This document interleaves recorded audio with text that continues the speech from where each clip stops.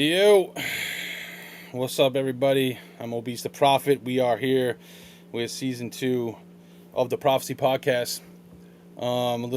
Feeling a little refreshed. Feeling like it's a new season. We got a lot of new guests. We're gonna have some people returning as well. Let me bring in my co-host, this Justin Martin. What up? Why, hello. How goes it? Oh, just living the dream over here. Yeah, living the dream. Living the dream. Yeah, so last time we were doing this at the end of the previous season of this, back in, what was it, October, I think, beginning of October, maybe, something like that. Yep. We had, slightly different stuff going on. It's pretty much the same podcast that we were doing before, and we're not really deviating from that too much, except we are going to... we have a few slight little changes to the format, that's all. So, first and foremost, I do want to shout out, of course, all of our sponsors. mpcstuff.com. We're proudly sponsored by them. We have been since season 1. I got hundreds of replacement and upgrade products for any MPC or other Akai machines, fast shipping, quality products. I stand behind their products, personally. Anything I've ever got from them has been great, and I respect our partnership tremendously.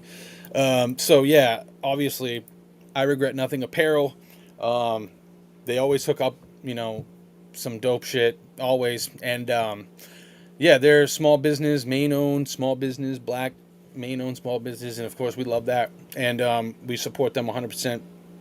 And yeah, we got Fire on 4. They bring you the smoke break segment that we're so used to, which is one of the slight changes that we'll have this season. We'll touch base on that when we get there. It's just slightly changed up. Not as much smoking, for me anyways, and a little more music playing during that segment. So we can get into what the artist is putting out and stuff like that. So, and obviously, Elevate Audio and Visual, my label, my everything that we do over there, graphics and videos and social media promotion and everything. Check us out at elevateaudioandvisual.com. So yeah, speaking of audio and visual, I have I got like a 2021 reel. It's about 7-ish minutes long. I'm gonna play this. It's got some of my drone videos, music videos I did in 2021 with Elevate. So that is something that I wanted to kind of play here, kind of just showcase what I did this past year with video, and I want to make more and be more artistic with that. So let's get into that real quick.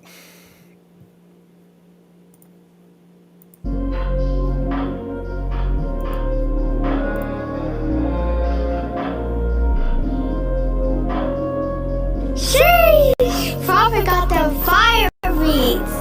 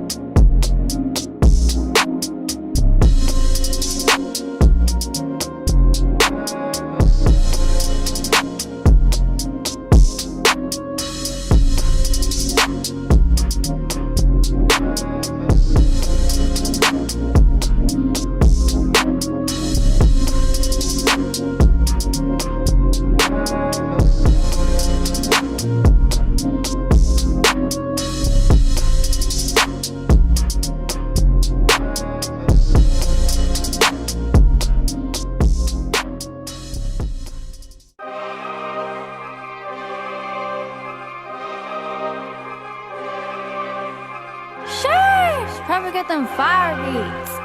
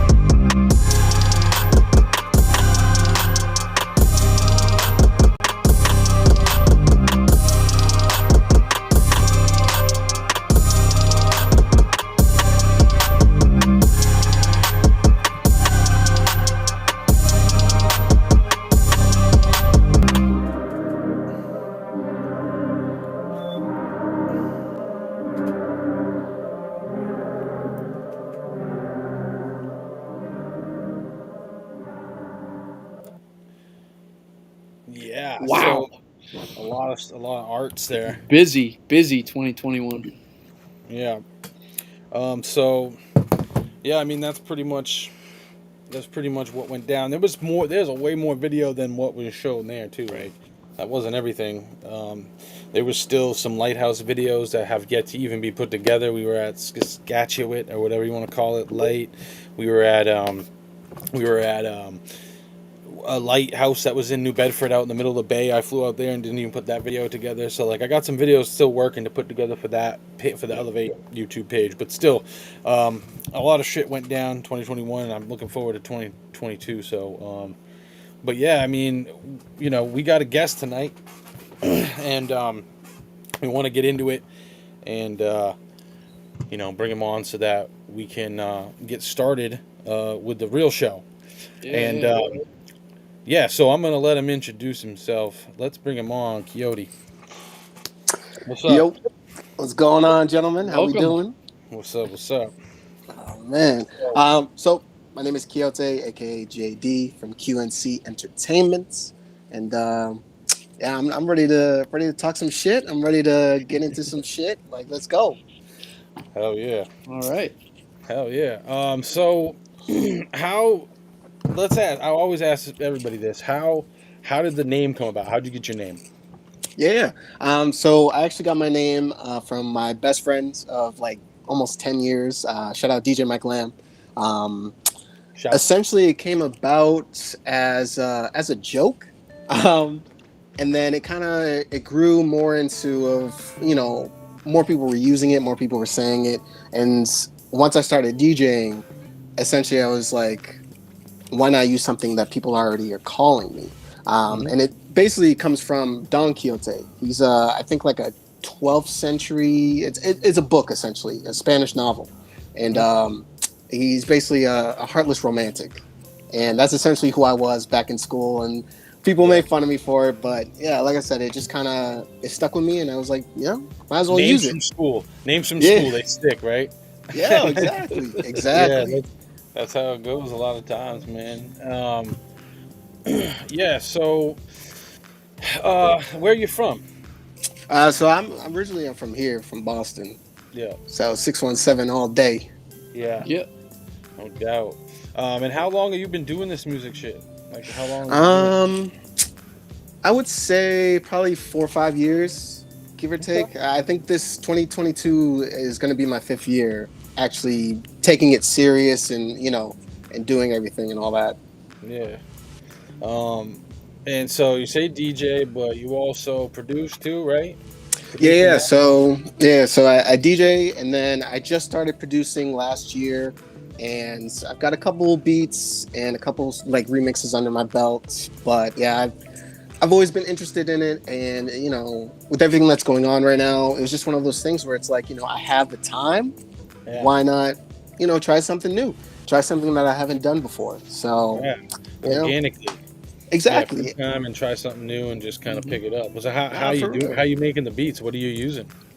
So when it comes to DAWs and everything, I've used Ableton. I've used FL primarily. Yeah. But then I've also used, shout out to my homie Dallas Rose. He showed me this one. It's called Reaper. Yeah. And it's a free program, and it's like basically FL, but like minus having to pay for everything. So I've been using a little bit of both, but I will say FL is definitely my standard, usual one, just because mostly everybody uses it. You got like FL 20. Yeah. Yeah, that's cool, man. FL is everybody's fucking using that. I got FL. I don't use 20. I got an older one. I think I'm using like 10 because I like 10. I in 2021 probably made like fucking 300 beats.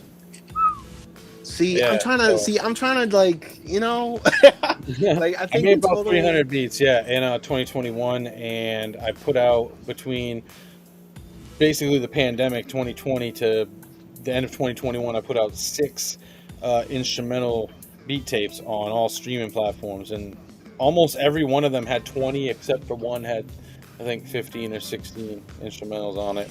And that's just like shit that, and I mean, I was using them, and other people were using beats too. Those were just ones that were kind of sitting there, and I was like, and even if I put them out there, like, I still have people want to buy them too. Some of the ones I put out, which is cool, because like, I'm down with that, But it's kind of why I do it. I want people to hit me up like, yo, you got beats? Because I got a lot of them. Not 2021. I did 300. 2020. I probably had about the same too. So there's a lot out there, and if there's artists out there that are watching this or come across this video, all you gotta do is hit me up, man, and we can work. I got a Google folder full of beats. Just give me your email. I'll put you in there. They're cheap. You can look through them. I got all kinds of people in my beat folder looking at it, thumbing through them every day. People will hit me up like, yo, I want this one. I'm like, boop, I'll move it over into their folder. So like, hit me up, man. I got a lot. I'm trying to fucking offload these motherfuckers,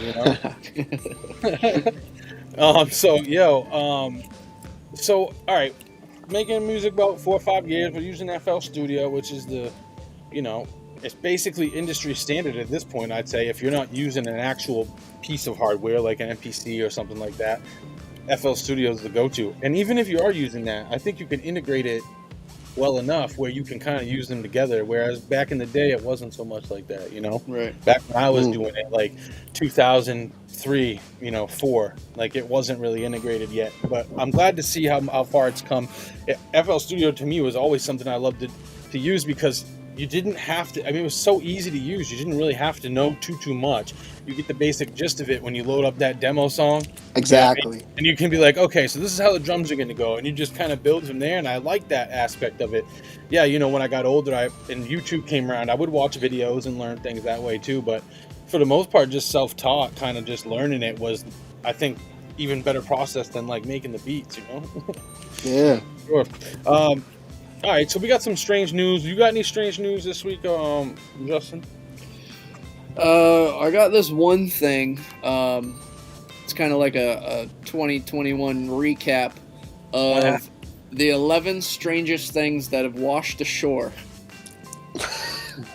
Okay. Yeah, so we got first on the list, millions of sailor jellyfish. Now, these sailor jellyfish aren't like the typical, jellyfish that you think of. But apparently millions of them washed up back in, looks like March. And they're, I guess, native to the Pacific Ocean because it's, warm surface water over there. Let's see, the next one we have a young killer whale that stranded itself on a Scottish beach. We have a truck-sized basking shark. What? Yeah. That seems Size of a relatively truck. normal, though, for washing up. True. A twisted pile of rope on a Texas beach. Yeah, some rope. That's strange, I guess, washing up on the beach. Interesting. It's not strange at all. Let's see. We got some whales in New Zealand. Oh, how about some toxic tar balls? Toxic tar balls. Yeah, they washed up in Israel. Say that 5 times fast. Toxic tar balls. Toxic tar balls. An Amazon river monster turns up dead in Florida. It's a arapaima, I guess. It's one of the world's largest freshwater fish, and it's native to the Amazon River. Somehow it made its way to Florida. We have a majestic moofish. Wow, and if you could see this thing, it's fucking gigantic. It looks like a giant goldfish almost. It was 100 pounds. Jesus. A jellyfish with a fish inside of it. That's pretty cool. That's interesting. A record-breaking sawfish. So you guys know what a swordfish is, right? Yeah. So a sawfish is like that, but it's got a saw for a nose. I guess it was 16 feet long. So that was pretty cool in the Florida Keys. Dog, everything happens in Florida, man. Yeah. Right? A lot of it does. Here's a good one. This one's local to me and you, Quixote. This is in Plymouth, Massachusetts. Okay. It's called Death in a Dumpster. Apparently it was some beached whale carcass, and it was left on the beach to naturally decompose. Oh, that smell must have imagine been... having to be around that. Oh, yeah. man. And it was 21 feet long, so it was way too big and way too stanky to move. So they just left it, I guess. That's gross. That's fucking We're just gonna leave gross. this here. Kick some sand on it. Literally. This one woman in Plymouth, this is her quote. I live up on the hill over on the other side, and there are days when you walk outside hoping to smell sea air, and all you can smell is dead whale. And it's like death in a dumpster. It's horrible. Oh, man. God. Yeah, so, I mean, it wasn't like strange news, but that's the only thing I came up What with. what about the Alexa that challenged the kid to the touching the fucking penny? The penny? Yeah. Well, I mean, I I guess saw- it was just reading something off the internet, but still. I thought that was kind of strange. How about fish raining from the sky in Texas on December 29th? Yep, saw that. That was A town in Texas, yeah. What? In Was that because Texarkana. of the tornado or the winds or something? Texarkana, on the border between Texas and Arkansas, rain started falling on December 29th, but in addition to water, fish were falling. So for several minutes, fish dropped down from the clouds all over the city. Most of them measured around 4 or 5 inches. They were young white bass. The weird event took place late in the afternoon. Local worker worked at a used car dealership, was at work at the time when the fish started flopping around on the used cars. Yo.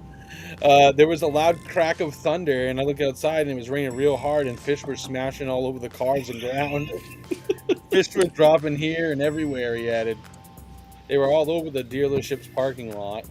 He wasn't the only one to witness it. Hundreds of people took to social media, so there's a lot of social media like videos and shit going around. Yeah. People were making TikToks of it, but they're saying the city officials were saying it wasn't a joke. They said it was bizarre, but it's not that rare. Sciencey folks have figured out how it happened.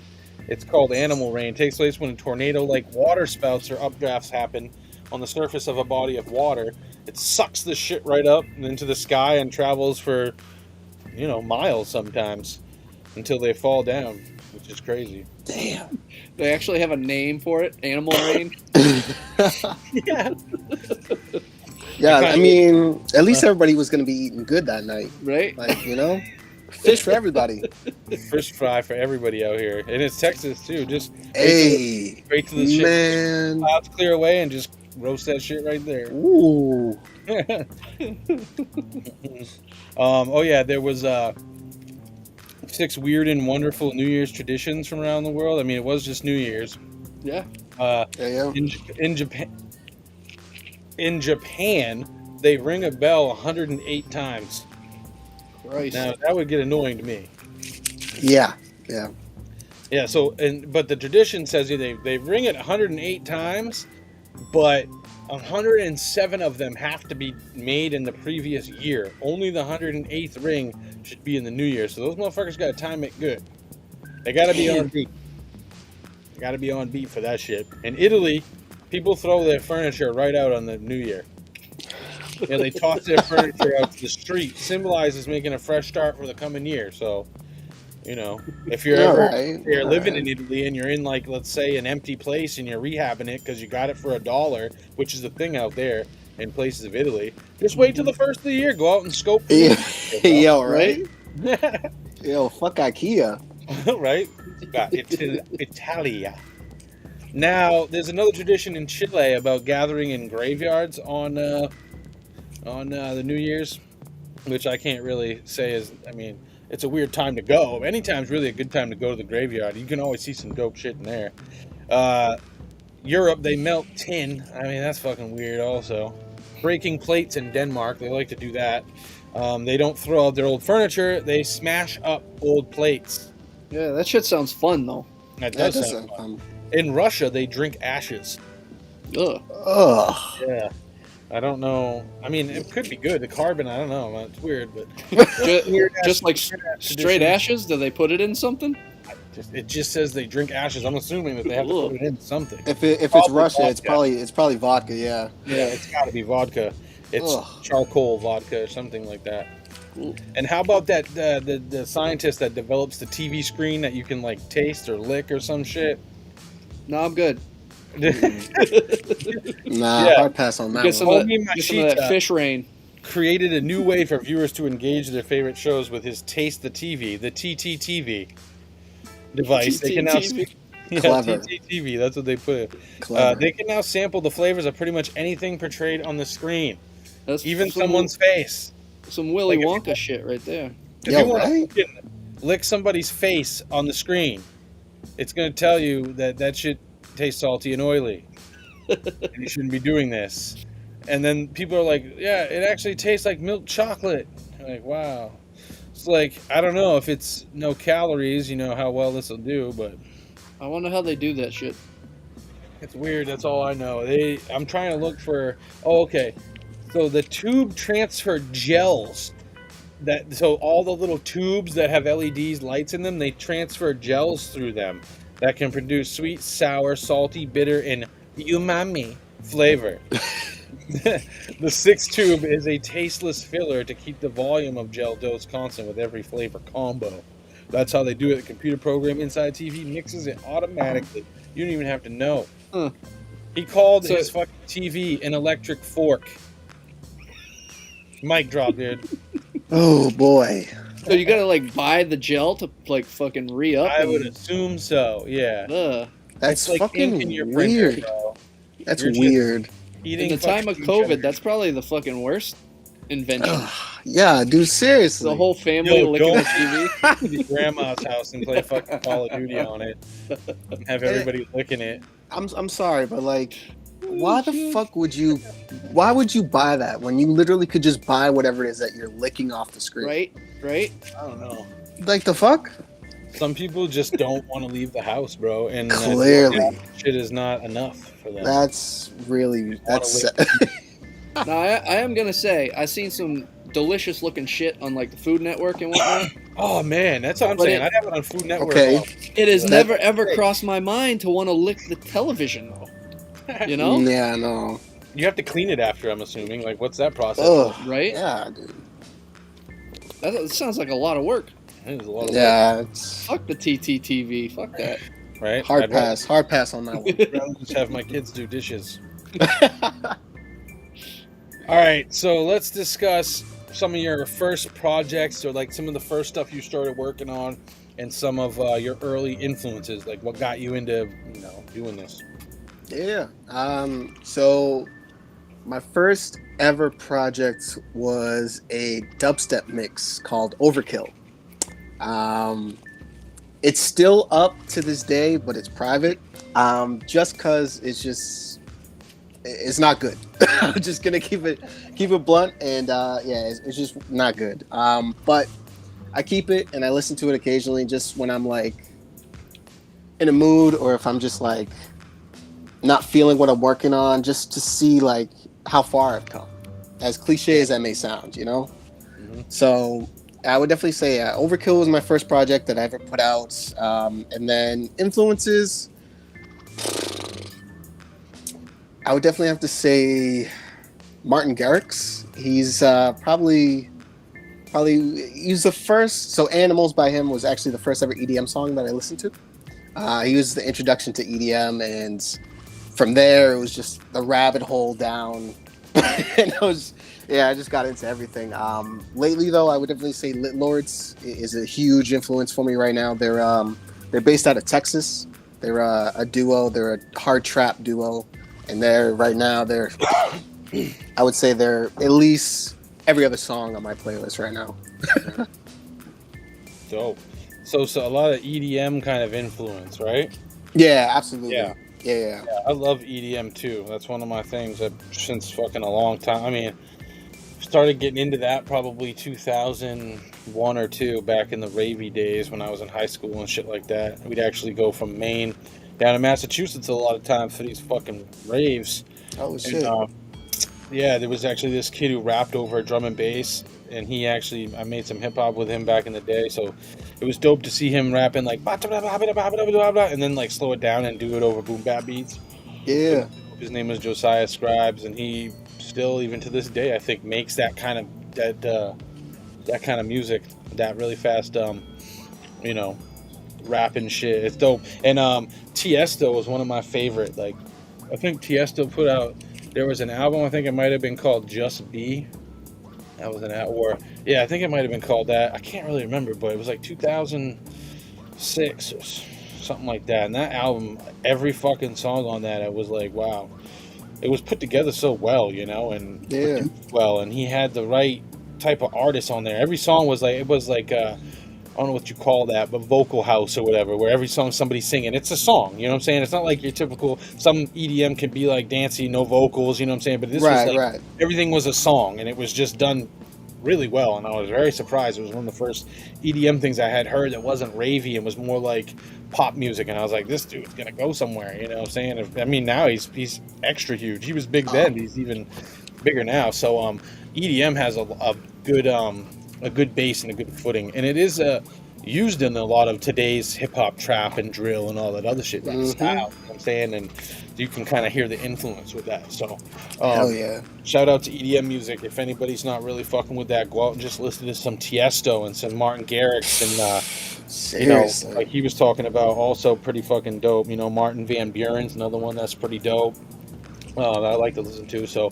Go listen to that, and then take and turn some of that into hip hop. It really translates well too, especially if you I like to slow it down sometimes. If you sample some EDM and slow it down for a fucking beat or something, it's crazy sometimes what you can come up, what you can get out of that. Yeah, no, for real. And it's crazy because a lot of people, well, I wouldn't say a lot of people, especially nowadays, people are starting to get hip to it. But like beforehand, a lot of people just assumed when they heard EDM, it was just like that Jersey club, you know what I'm saying? But like EDM as a whole is humongous. There's so many genres and subgenres of those genres where I guarantee it, there's gonna be something out there that you're gonna dig. Like I guarantee it. Yeah, for sure. There's definitely a lot of different flavors and styles throughout EDM too. It's not like one-sided and shit like that. There is different sounds and styles and shit. Oh yeah. Sure. So like, did you in school? Did you play any instruments or anything? Like, were you in a band or chorus, anything like that, or did it come just all of a sudden? Boom, I'm gonna get into music, or what? Yeah. So through school, I actually was in my school chorus from first grade to about junior year of high school.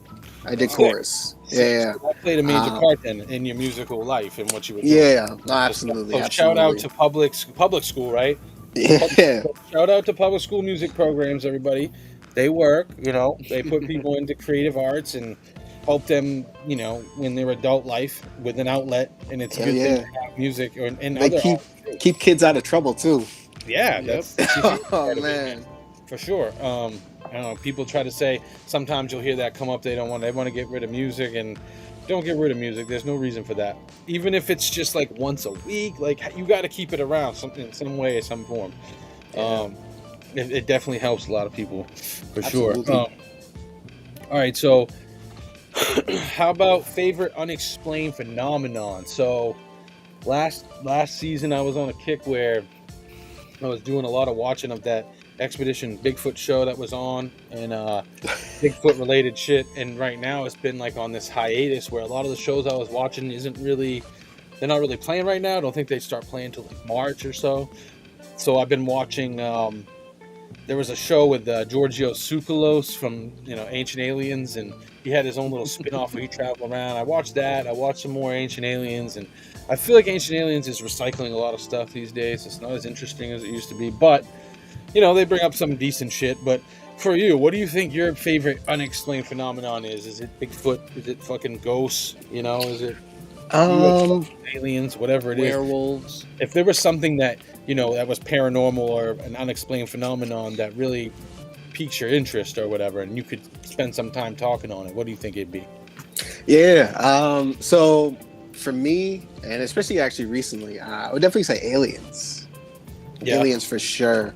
Yeah. I had a conversation a couple months ago about conspiracies and stuff like that, and I brought up a point where, like, as stupid as it may sound, I genuinely think that in society, in general, there are certain individuals that are either not completely human or have like some kind of genetic, you know what I'm saying? Mm-hmm. There are just some things out there that are just like, it can't be explained.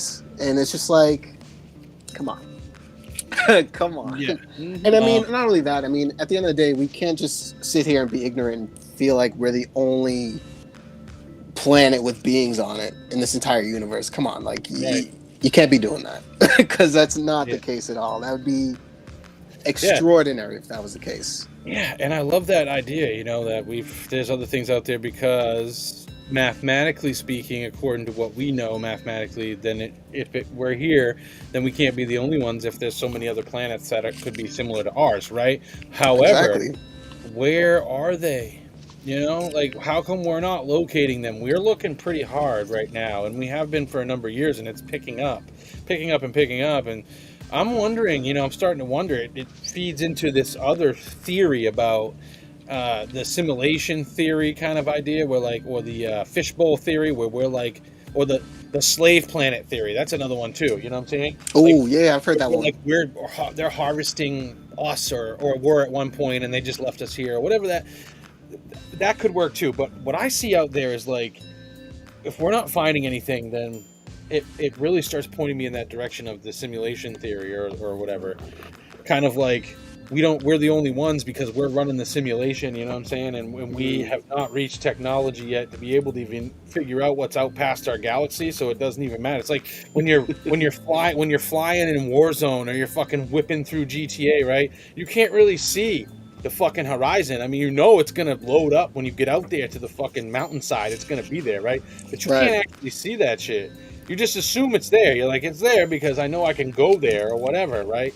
Well, it's like maybe that's the same thing. Like we haven't advanced far enough to even see what's beyond this yet. So like they haven't even loaded the shit up yet. You know, it doesn't have to load yet. It's like that's kind of like what it seems like, because I feel like we should have made some sort of contact, whether it was inert or whatever. Like, is there not another planet with like reptiles living on it and we haven't found that yet? We have enough information. And I feel like it's also just like, I don't think the governments and like plural of like the world, like they just don't want us to know too much, because the average human, I feel like, just wouldn't be able to comprehend it. You know what I'm saying? Especially with all of the media that's been out through all the decades and stuff, all the movies and stuff like that. Like people's perspective and perception of aliens is like, oh my God, scary, run, or just like so many different things because of what they've watched and what they've been taught or whatever. So like, I feel like they're hiding a lot of things, and I feel like there's more to what's been said or being said, just because of the fact of just most people just wouldn't be able to handle it, you know? Yeah, they're avoiding mass hysteria is basically and the chaos that would come with it. Exactly. Yeah. Well, another crazy ass theory too is it's just aliens are just us from the future. Right?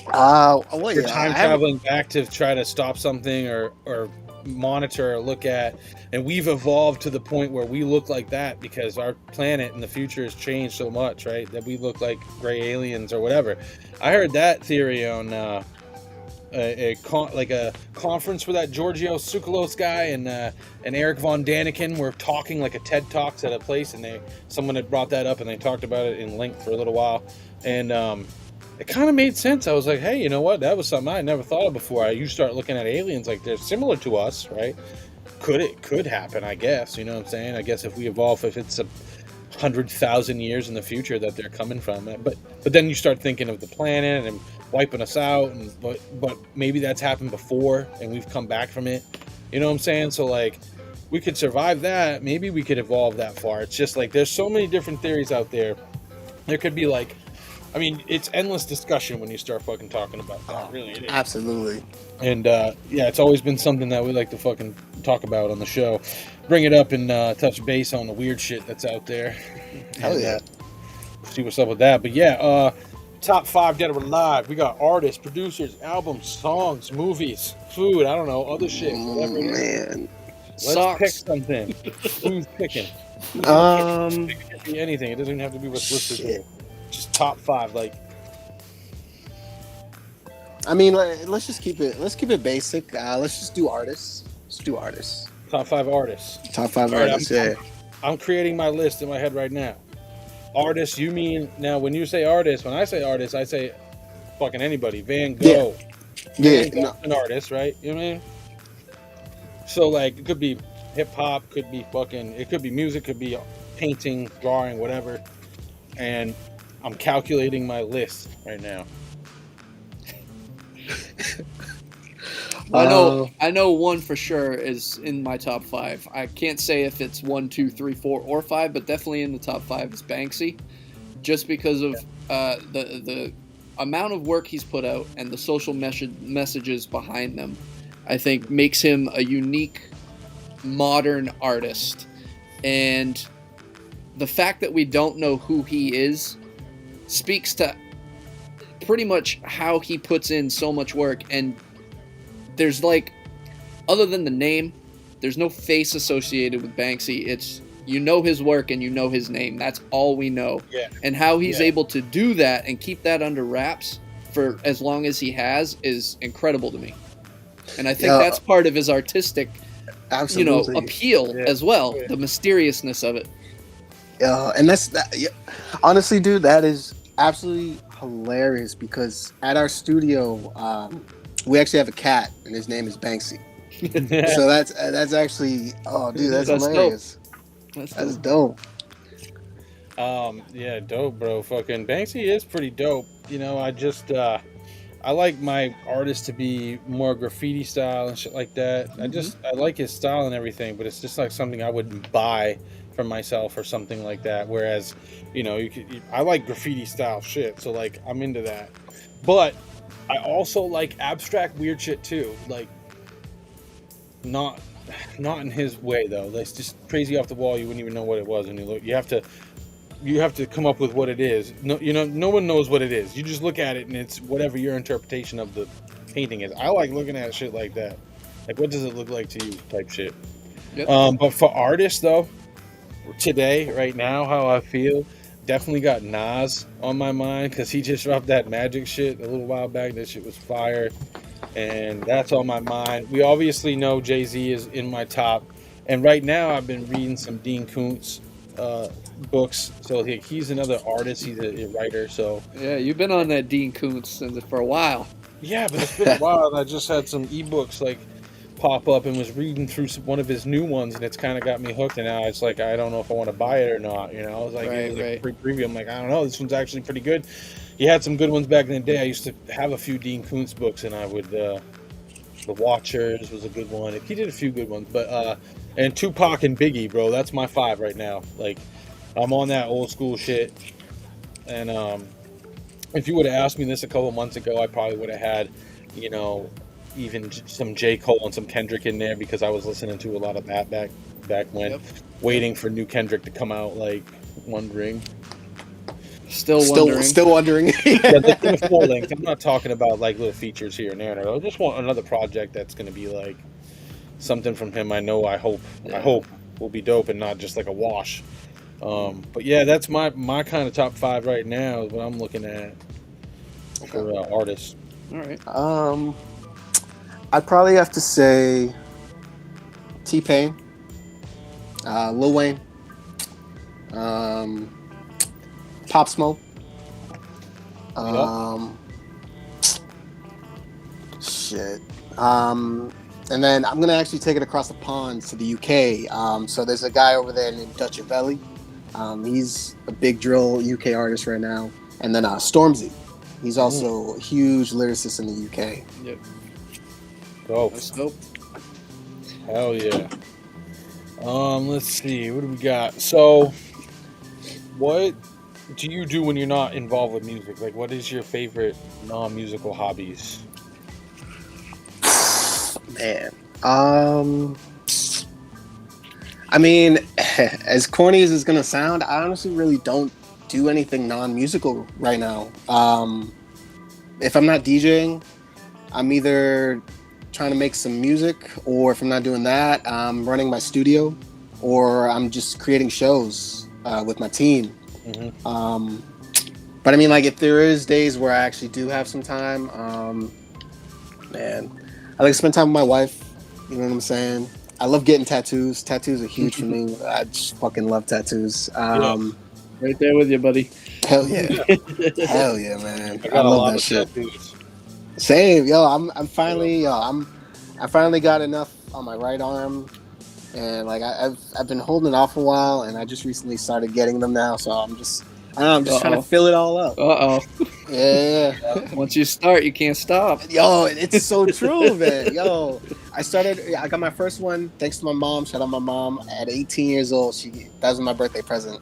She got me my first tattoo, and from there, everything, every paycheck was just going right towards another one and another one and another one. Yeah.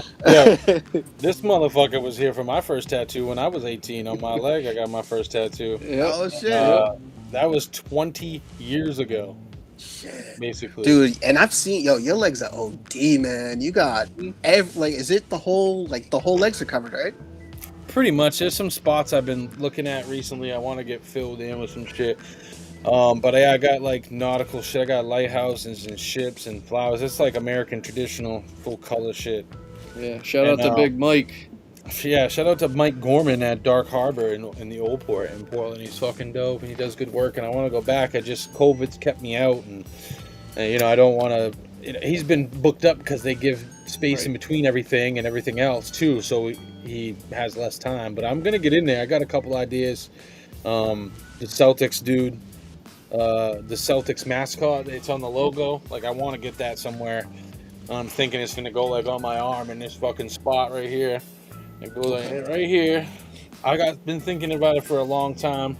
I just don't know if I want to go like full color, like gold, yellow, green, without yellow, gold, green, or if I because after a couple of years, that shit starts to look like piss yellow. And I just want to go old school where it was just the black outline. Like I got a 1990 Celtics logo shit on my wall here. It's just that some white and black green outline with the white vest and the green. Oh yeah. That's it. It's just because my skin would just be all the color pretty much, and all they'd have to do is black and green, right? Right. So like it would make it easier. I think it would stick longer, like that. Yeah, Instead of trying to fill it with all the extra shit. I've been thinking about it for a long time, and then of course I want to get a couple more lighthouses like as fillers on my legs, different styles of ones, because I got that one with the red stripes, but there's some other ones that I could get smaller, fill in some spots. But I was going crazy for a while with the tattoos for like a year straight. There was a time I went in, I don't know if it was with you or with whatever, I went and get 3 like same time, just like here, he gave me one right here, and then he did 2 on my leg, and he's just like, you're a fucking animal, dude, you just come in all the time. I was coming in once a month, going in there, and I'd drive up and get a tattoo, and I was running a weed delivery service, so I had a ton of extra money, and I'm like, hey, well, I got this extra money coming in, I'm gonna be getting a tattoo fucking all the time. Whim, I'd be like, I got a couple hours in between deliveries, and I'd hit him up like, yo, are you free right now? He'd be like, yeah. And I didn't come get a couple flowers in there. He's like, yeah, come on through. I was going through a lot when I was there, and I was closer too. I'm a little further away from him now. But tattoos, bro, I want many more. I got a lot of plans. It's just I don't have enough time to get it all done. I'll be like 60 still trying to fucking get the tattoos. Me and him got matching. Me and him got like some cousin tattoos, like a buoy or whatever. Like a it was a few years ago. Yeah, blue lobsterman's buoy. You know what I'm saying? It has my year of birth and his year of birth, and it's identical pretty much. Yeah. I got on my leg, and I also have that. I don't know if I have it. Oh, I do have the pendant in here. I got a bong from a fucking local dude that had. Yeah, this is dope. He saw the picture of the tattoo and wanted to make this is a glass pendant. Yeah. Glass that he blew. So this is what my tattoo looks like on my leg. Oh shit. Like a blue buoy, right? And he did this pendant, and he did me a glass bong, which is like out in it's like fucking like this big. And it has a big buoy in it, just like that, and it looks like exactly like my that's leg. dope. He was like, "Yo, I want to make this." He was making a buoy collection of bongs, and it just so happened he was making a collection with a bunch of them, and he saw my Instagram post of the tattoo, and he was like, "Hey, that's fucking pretty sick. Let me make you one." And he gave me a crazy discount. He was like $350 for the pendant and the big bong, right, handmade right there in fucking Portland, local artist.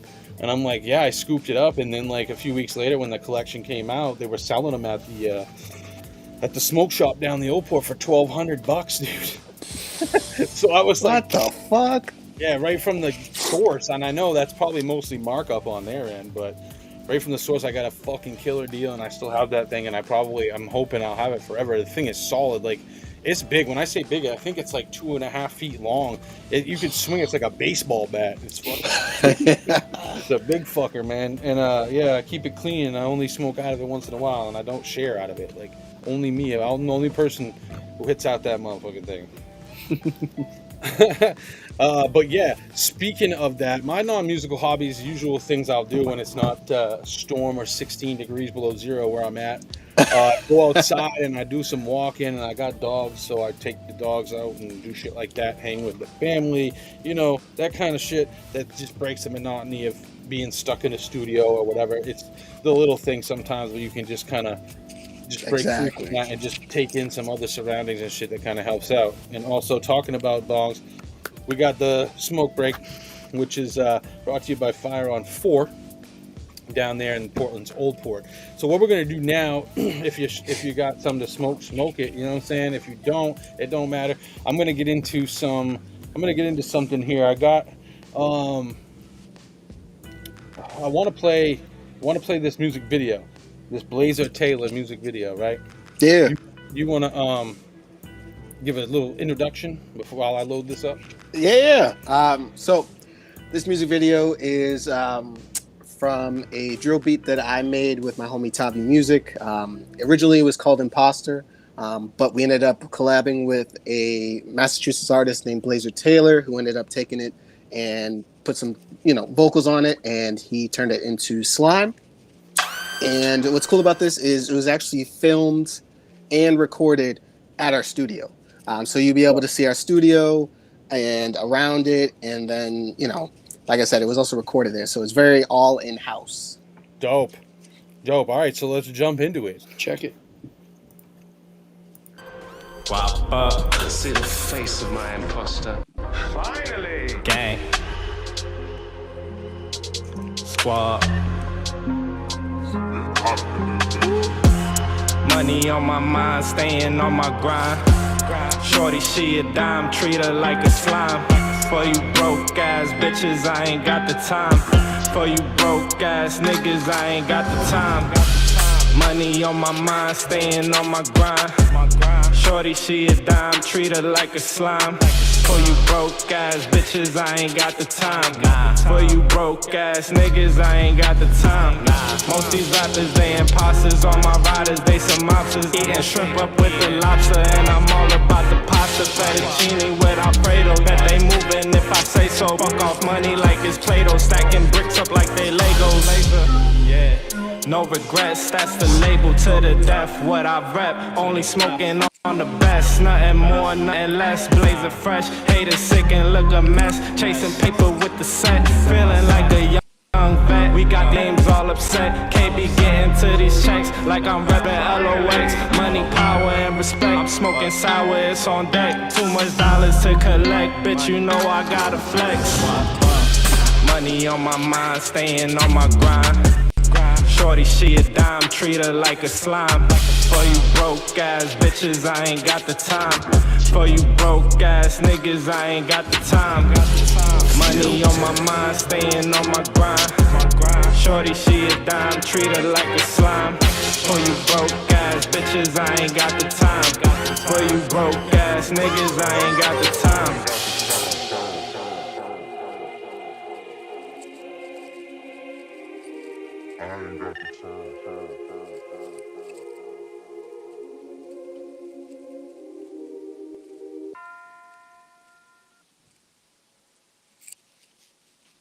Yeah, hell yeah. That shit was fire.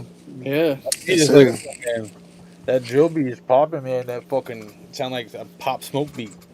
Yeah, that was my first ever attempt or anything to when it comes to producing. So I love that fucking Nextel chirp in there. That's yeah. You gotta have that shit in there. Yeah, no, that shit was fire. Who shot the video though? Was that in house too? You guys did that? No. So shout out to Full Scope. He's a homie out from Rhode Island. He does a lot of music videos, but he also does photo shoots as well. So he's a videographer and a photographer. Dope. I like the style that he did. It was cool. Yeah. The spinning shots and the other in and out shots are. I mean, it adds to the whole feeling of everything. So I like that. And shout out to that red Celtics hat too. That shit was fire. Yeah. Yeah, I gotta love that, man. That was fire. I like that. So yeah, let's talk a little bit about new rap versus old rap. When we first started this show out, I was kind of biased and didn't really talk too kindly about the new rap style, but I've kind of come around to at this point, and I listen to shit like Pop Smoke and Future and Migos and all that shit, and I dig it. And so what we basically want to know first and foremost, what's your stance on rapping over vocals? Do you rap over vocals? Or do you not rap over vocals? I know you're not a rapper, but what's your stance on that? You know what I'm saying? So when it comes to the whole back vocals, you're talking to shows and stuff, right? Yeah, like if you're going live, you rapping over your vocals, right? Or not? Oh yeah, no. At first I was whatever. But after doing shows and shows, it just got to a point where it's just people are there to see you perform. They're not here to listen to what they've listened to through Spotify or whatever. You know what I'm saying? Yeah. It's supposed to be. It's called a live show for a reason. You know what I'm It's saying? supposed to be unique and different every Yo, time. and I've been involved with shows with artists will literally just lip sync, and the Yeah. back vocals will just do all the work. And the people are going nuts because like obviously they're watching them, but they some of them have no idea or some of them just don't care. But it's just like, Yeah. come on, man! Like people are taking the time to pay for a ticket to Yeah. come to the show. People are taking the time to make sure this show works. Like, come on, it's just And no offense to anybody that does that. You know what I'm saying? You got to kind of people have their own idea of what a vibe is and everything else. But there was this one dude, I think Misha is his name, right? I think he's like this Russian cat. He was rapping at Midway when I was out there, and he was not. It was just he wasn't even. At times his mic wasn't even at his mouth as the words were going. Okay, he'd be dancing around. The mic was like over here, and the words are going. And even his ad-lib, he had a guy up there who was with him, and he wasn't even rapping the shit. And I'm just like, what is this? Like, I get it's a vibe, and you're into it, and maybe they've been drinking, and it all factors in everything. But if I was someone who was paying, and then Midway, I'm pretty sure was charging that night. You know what you're getting when you get in there. There was some really decent acts that night, but that guy in particular, I was just like, wow, how the fuck I just couldn't vibe with it. The songs were dope, but that's the thing is the songs were dope, but the performance was just trash. Yeah. Why are you doing that? And for me, that will kill any further interest in that person. Like you could be putting out fire for the rest of the year, but if I was with a show and you were a part of that show and you did that, I'm all set. Because like it's lazy. It's lazy. You know what I'm saying? And it's your song. How do you not know your own song, man? Come on. Right, and if you don't know it, you have to practice it. Some people pick it up better than others. Like some people are able to they know their song after recording it. Yeah, no, some exactly. people got to work at it for like a month more sometimes just to get their song down to where they know it, and that's where it can become a fucking problem. You know what I'm saying? That's where you got to pick like, are you gonna improve yourself to get better at these live shows, or are you just gonna stay in that mediocre zone or whatever? You know what I'm saying? That you feel comfortable in. You're in your comfort zone, and yeah, show mix. I've done that before, but I think really the show mix should be reserved for a larger venue, right? Like a lot of these places I know that I'm talking about, and I'm sure you too, are smaller venues where like you're like 20, 30 people in there, maybe a little bit more, right? And you want that intimate sound. You don't need the vocals in the mix like kind of muddying it, you know what I'm saying? You want to have the vocals of the person, how they feel. But a show mix in a bigger venue, something bigger than 50, 100 people, then I would think maybe you keep those ad-libs on the verse if it's not overwhelming, and obviously a hook. I'm not talking about rapping over a hook. Your hook can be in there, whether it's scratching, whether it's a lower level of it, just to keep the vibe going. That's not really going to kill the vibe of the song, I don't think. Can really kind of only help it, especially if you're got some panning and some flange or whatever, some effect on the hook, right? But the verse parts, you definitely got to just come original with that, because that's what people want to see. You know what I mean? People want to see an original, like, pressing almost of your fucking song every time that you do it. And exactly, everybody's got their phone out, and if they're someone who follows you and they're local and they go to all your shows, you have like 3 shows a month, 4 shows a month, and you're rapping over your vocals. It's like, they could just stay home and play Spotify for that. Yo, for real. They could just watch it like, it doesn't make any sense to me. It really doesn't. Yeah, so I mean, I'm kind of a no-go on that, but I'm flexible. I get everybody's different and whatever, but I think eventually you have to grow from that. Like if someone comes in the game and they're just starting out and they're rapping, hey man, cool, but continue to show an improvement or whatever while you do it. You know what I mean? Exactly. That's how you do that and you get better. And then seek out help if you can, if you don't know how to get better, because there's people who have been through it, or managers, or people you can get with that have been through it and can help you out. So don't be afraid to reach out to people if you're hitting that fucking wall and you're like, I can't remember my shit, because I know I've dealt with so many artists, dude, and you would be surprised the ones that make dope fucking shit but just can't do a live performance because they can't remember their shit. This kid I know, Sam Smith, was a dope fucking rapper, man, but he couldn't perform live at all. Anxiety, and the anxiety would make it so he couldn't remember shit. He'd get on the stage and he'd vibe, and then it would just turn into a fucking freestyle, which he was good at, luckily.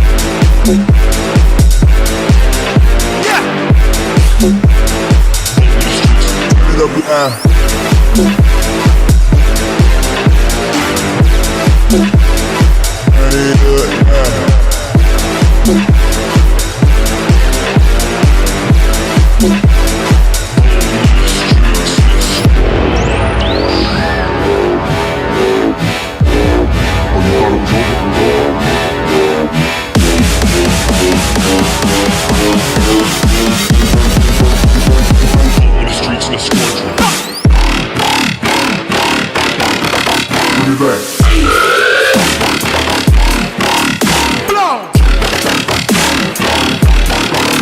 Squadron.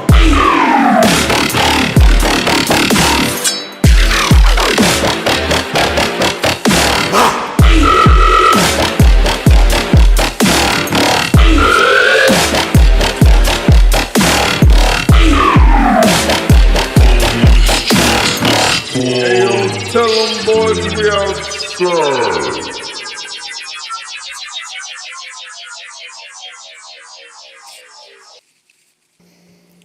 So that shit was a vibe. Hard. I love it. It's like I heard like some sword sounds in there, right? Yeah. Yeah.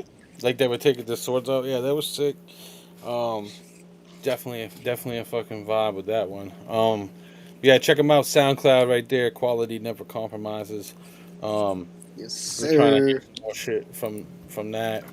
All right, so we kind of got some random discussion. I'm not really sure what we could talk about.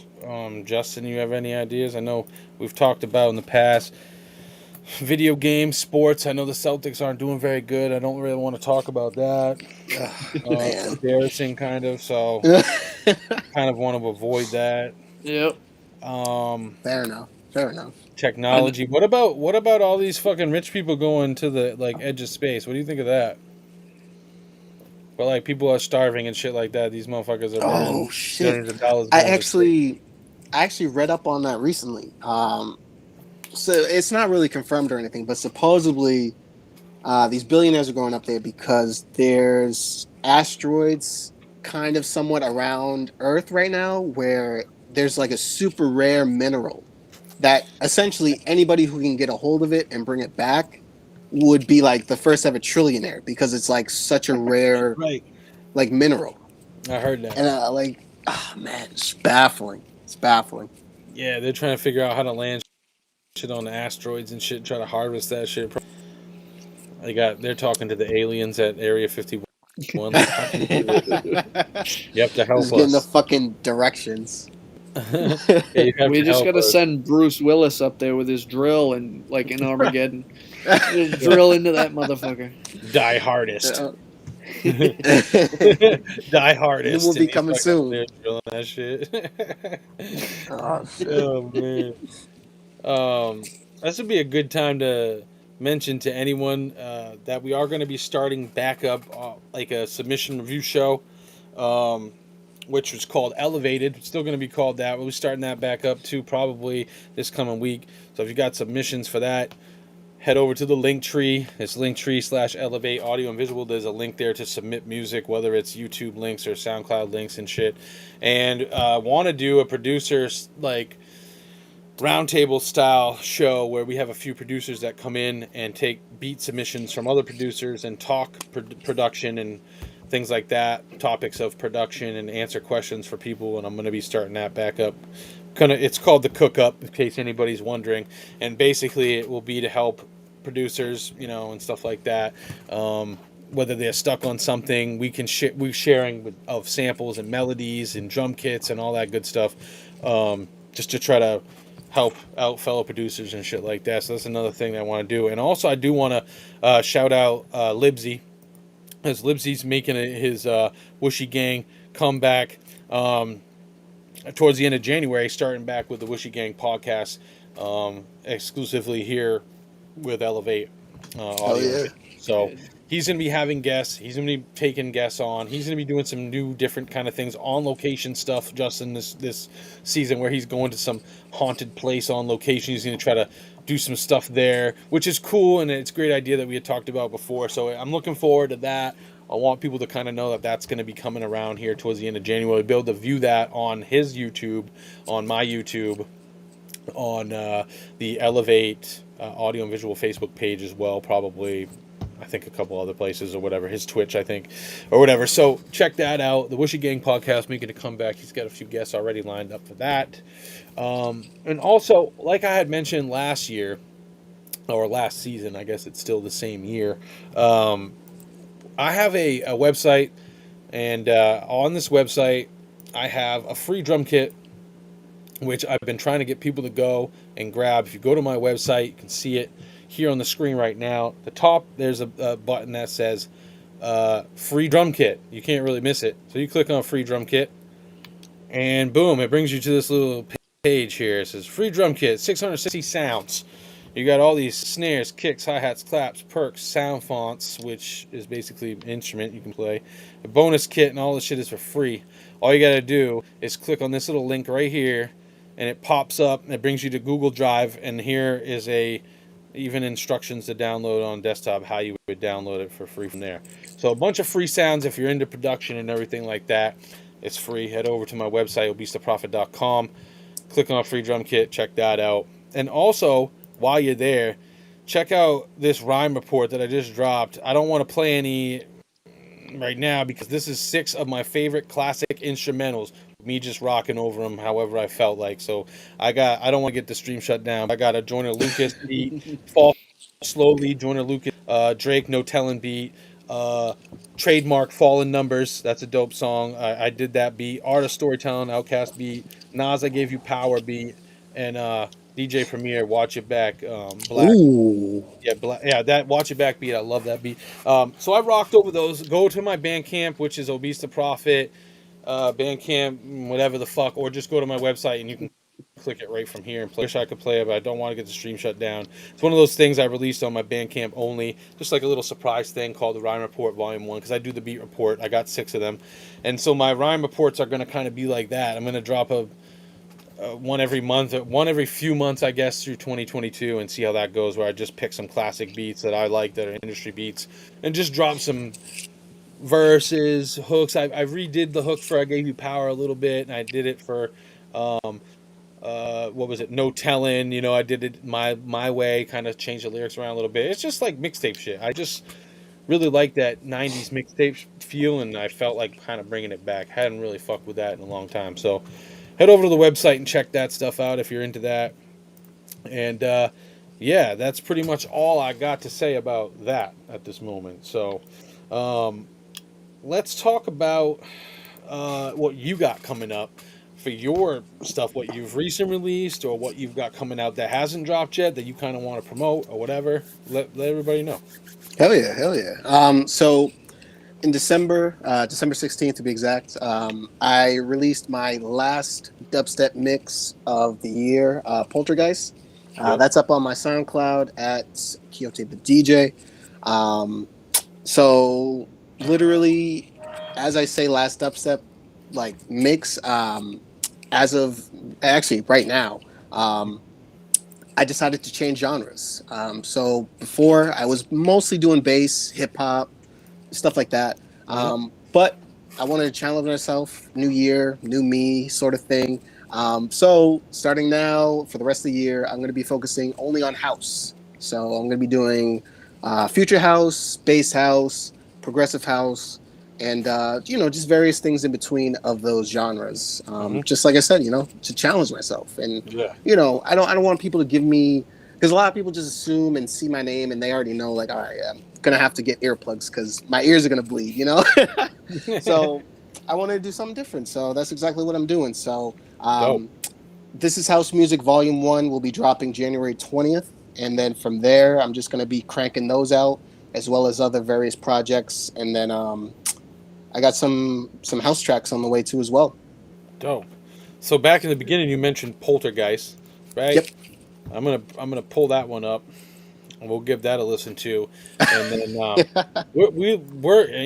I love like we already said. I mean, I love EDM and house music, so I'm looking forward to what you're gonna be doing with this stuff here. So I'm gonna go ahead and just give you a follow so I can keep up with that. I appreciate that, man. Let's get into Poltergeist right here and see what this is sounding like for our eardrums.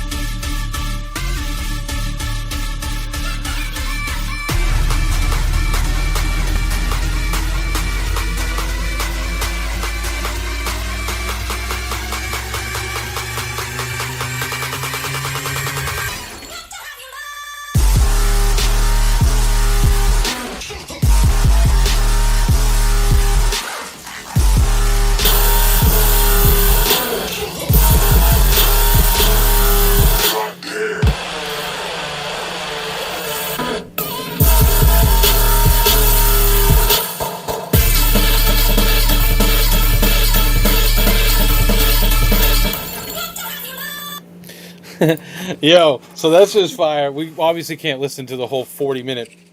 Yeah, no. This shit was definitely pretty fire. It, is right up there with fucking anything else that you'd be hearing out there for that. So like, it's still keep the mix flowing. It's not easy to do. Like, or it'd be, what I'm saying? Like, I don't DJ, 'cause it's not easy.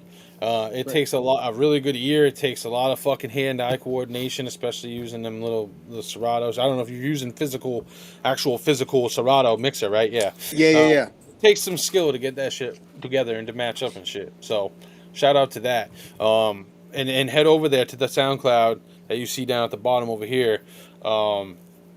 If you want to check more out or whatever, definitely do that. So, let's see what else we got here. You have any other upcoming stuff you want to mention, or is that pretty much coming out?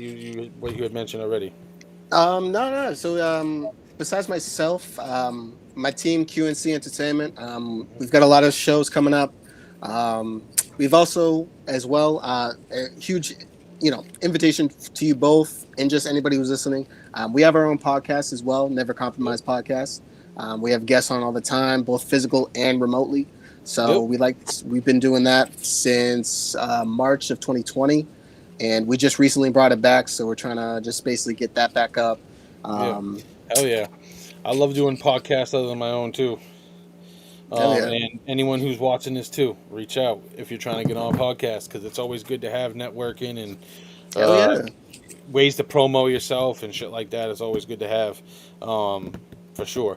And yeah, I definitely am down for whatever, man. I do podcasting. It's like a thing I jumped into, and it's like I did it real hard for a while, and I'm getting back into it. I like doing it. Keeps me good. Keeps me on a focus and kind of like in a routine or whatever, which was hard to have during COVID when I wasn't really doing shit other than just kind of walking around the house or around the outside. Like what am I gonna do today? I'm just gonna go make fucking 8 beats and then fucking take a nap and then get up and be like, oh, same old shit. Nah, I'm not gonna do that. I'm gonna do other things, progress, and do different shit. But yeah, I like doing podcasts, man, because it's able to wait. Especially, I like doing reviews. I like having people submit music. I like giving feedback. I like doing that kind of shit, and I like teaching too. So like, if I can get this producer style shit going, I mean, helping out producers with sounds and helping them with anything they got questions with, I'd really be into doing some shit like that. So hopefully, I can get the ball rolling with that. That'll be dope. Hell yeah. What else we got? All right, so we got couple more things here. I think I want to play that remix that you were talking about, but I got to download it. I think is it a Dropbox file? I think. It's Dropbox, so it should just go right to the Dropbox itself. I just hadn't clicked on it yet. Okay.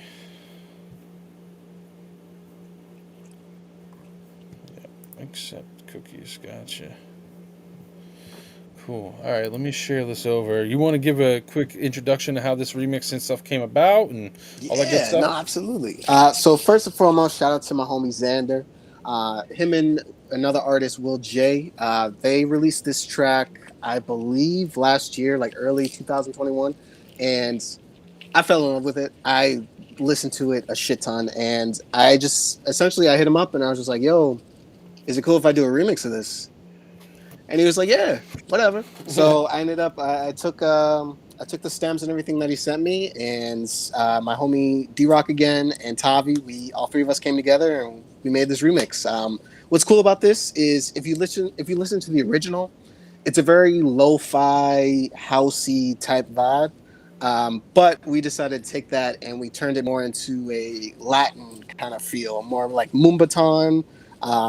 It definitely has a lot more of a groove to it. And then at the end, we kind of give it, I had to put that bass in there, so it's got a little bass, but not too much. All right, so let's jump into it then. It's right here on the Dropbox. I think I got it shared. Yes, okay. All right, let's jump into it.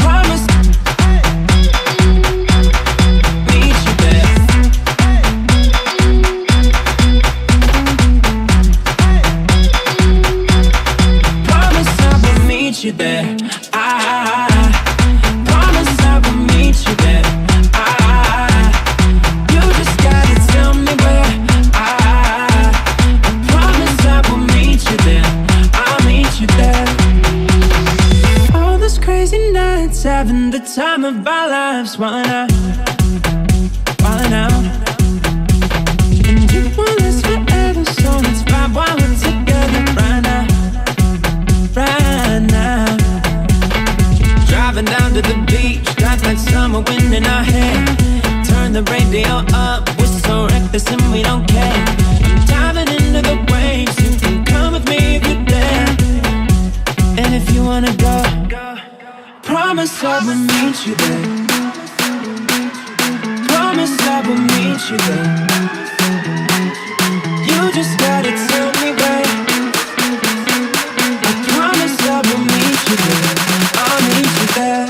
Promise I will meet you there. I promise I will meet you there. You just gotta tell me where.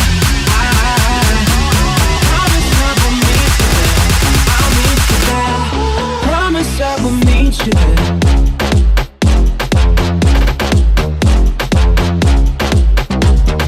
You just gotta tell me where. I'll meet you there. Switch up.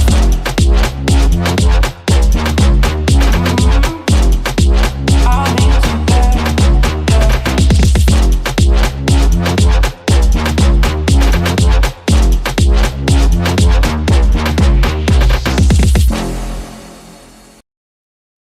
Wump right at the end. Shit finished perfect, right? I like how the pop switched at the end too, but that's a pop song, man. That's a Yeah, pop definitely. Good. Yeah, I like that shit, man. More of that. That's pretty dope. Thank you.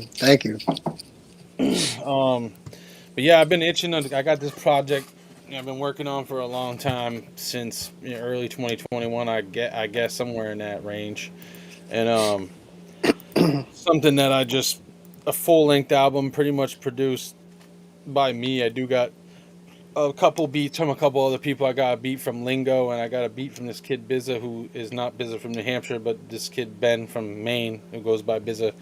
I got a beat from him as well for this project. So this project is called, I'm dropping here in the next fucking, hopefully 30 days or so. I got a date coming out. It's gonna be called Dear Ago. I've been working on it for a long time. This is what the album cover is looking like, and I'm feeling like tonight's the night I'm gonna play a song from it that I produced, that I got a kid who actually was in the chat earlier, Rebel Underground Network. Shout out Coherent. He's out there in Las Vegas. I got him on there, so it's me and him on this song called Taking My Time, and it's going to be on this album. And most of this album, well, a few songs on this album are already out on my Spotify as singles, so like Fist Up, Live Resin, Seed of Memory, System. These are all songs I got out already that are already up on my Spotify. So, you know, that's shit that we've heard already. But it does have, there's 12 songs in all, and has some ones that feature some dope people on it. Like I got obviously this kid A-Plat, he's from Maine, which is dope. I got that beat from Lingo. I got this kid OD from out here in Maine, another dude that's been doing it forever. But this song in particular really stands out to me, and I just want people to take a look at it before it comes out, kind of get a little preview here, exclusive preview. Oh yeah. And yeah, this Obese the Prophet. Sure, Prophet got them fire beats. This money is made, you get what you pay. You work 9 to 5, you get fucked enslaved. Never say much, that just get in the way. 40 plus hours to barely break even. The capitalists are running this shit. I swear that they laughing while we just keep screaming. What is the meaning of life and gun squeezing? This needing to fight, breathing so light, tiptoeing through life, depressed and not right. Drugs in your system, they mixed up with Sprite. That time up in prison compressed all my sight. Having a baby, it gave me new life, a reason for living, a reason to fight. So I say fuck the system, I'm living my truth. I never tell lies when I spit in the booth. Existing with knowledge, persistent with carnage. We write all the time and we stay on the grind, taking my time, elevating my mind. Sometimes I could die and sometimes I could live. Contemplate life and then anew begin. We write all the time and we stay on the grind, taking my time, elevating my mind. Sometimes I could die and sometimes I could live. Contemplate life and then anew begin. I'll never break, stress, give and take. I'll never stop, there is no break. I am awake, I'll move and shake, raise every stake, past him awake. No time for grief, no time for sleep. Reap what I sow, life is a jeep, life is the beat. This is my heart, if you never stop, it'll never start. Take time to think, watch circles shrink, find missing links, throw kitchen sinks, grind on the brink. Mind is the sink, weaponize words, lines with the ink. Hunger for truth, not with the group, only for you, now show and prove. Never play the fool, hate is my fuel, mic is my tool, mind is a jewel. Chrome plated, diamond in the rough located. Give me what I'm worth, prorated. I'm the stars in the sky, gold painted. You will never see my glow faded. Story of my life notated in the raps, nothing left unstated. This a foreign language translated. Ill-fated, don't understand. Can't conquer me, I'm in command. Not afraid to draw lines in the sand. Wanna hate, I don't give a damn. One man band here to beat. Getting to this point's been a feat. World in my hands from the sweet. Elevate your mind, take a seat. We write all the time and we stay on the grind, taking my time, elevating my mind. Sometimes I could die and sometimes I could live. Contemplate life and then anew begin. We write all the time and we stay on the grind, taking my time, elevating my mind. Sometimes I could die and sometimes I could live. Contemplate life and then anew begin. Enemies close, friends they stay closer. They trying to test me, their life will be over. It's been 14 years that I've been this sober. I'm just getting started, my life it ain't over. My story is something you'd watch in a movie, like Scarface, Tony, some coke and jacuzzis, automatic rifles, some Max and some Uzis. I always stay strapped with a Glock and some Coogee. My point is I've grown from the man that I was. I'm bigger and better than the pain that I caused. I know I'm not perfect, I got many flaws. Back in the day, I broke many laws. I elevated to a whole nother level. The way I slay verses and beast instrumental. I know I'm doing good, my foot to the pedal. I love all my haters, to me they are special. We write all the time and we stay on the grind. Taking my time, elevating my mind. Sometimes I could die and sometimes I could live. Contemplate life and then anew begin. We write all the time and we stay on the grind. Taking my time, elevating my mind. Sometimes I could die and sometimes I could live. Contemplate life and then anew begin. Write all the time and All right, so that's pretty much it for that. That's some real shit, man. Those lyrics. That shit fucking slams in the truck though too. Like it rattles in the whole truck too. But yeah, that song I really like a lot. Coherent was on the second verse and he just killed it when he sent that shit back. I was just like, what? When he said, my favorite shit is when he said, stars in the sky go painted. I was like, what the fuck? It had to make me listen to it again. I was like, what did he say? Wait, take a minute. Oh, yeah, I get it now. But I was like, yeah, that shit is a chrome plated. Like fucking stars in the sky go painted. He was like, oh my god, this guy's a genius. No, he was pretty dope. He was on Grimo Cypher when they went out to Vegas out there. So, oh shit. Shout out to Coherent, and hopefully I think I'm gonna be dropping something for his one of his upcoming projects too. He's got coming out. A beat. I actually got a beat already that's already in the works, but I'm talking about I'm gonna be dropping a fucking verse on his shit like he did for me. But yeah, that's pretty much the podcast, and it's wrapped up. If you got final shout outs, anybody and everybody you want to shout out, now would be the time to do that. Yeah, man. So first and foremost, shout out to my team. You know what I'm saying? QNC Entertainment. Quality never compromises. Make sure to check us out at QNC_entertainment or www.qncentertainment.com. More shows, more podcasts, more recording sessions, all that stuff. Make sure to tap in with us. And shout out my mom. Straight up. Shout out my mom. Shout out to all the moms out there, because mine was in the chat earlier. So shout out to all the moms out there. And yeah, we got I want to let everybody know before we go also a couple of things for next week. I've got this little listy poo here I want to show to everybody to let them know who we got coming up for these next weeks on the show. So real quick, let's get this going here.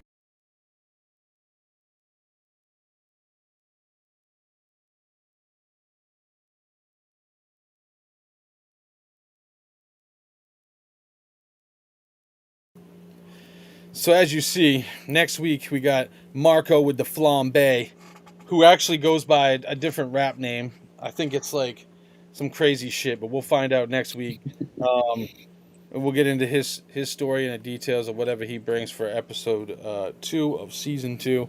And yeah, go over to the YouTube channel, subscribe if you want to see more of these podcasts. If you got if you want to be on the show, or you have submissions, you can go over to the Linktree. There's a submission thing there. You can also go, on Instagram at Obese Prophet, at the Prophecy Podcast.